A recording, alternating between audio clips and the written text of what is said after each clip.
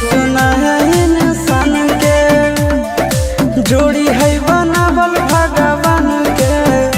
दोस्त न है इंसान के आगे सोना, दोस्त न है इंसान के।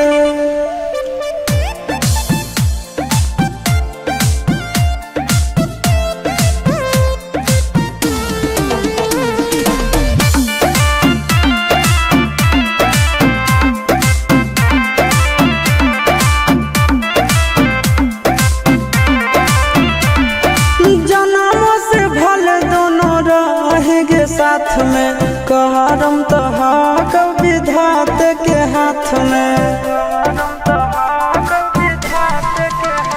आगे जन्मों से भले दोनों रहेंगे साथ में।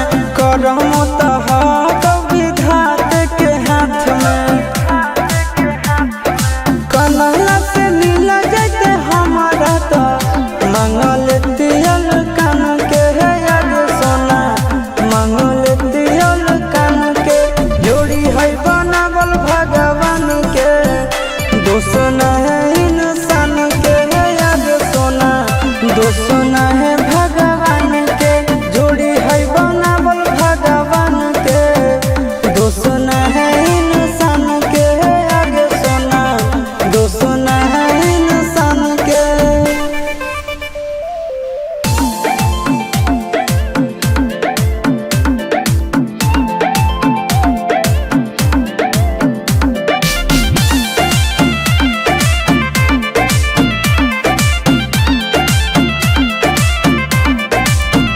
आगे तोर नहीं कसूर नहीं हमर कसूर गे, दोनों के कैला का ऊपर वाला दूर गे। ये सोना आगे तोर नहीं कसूर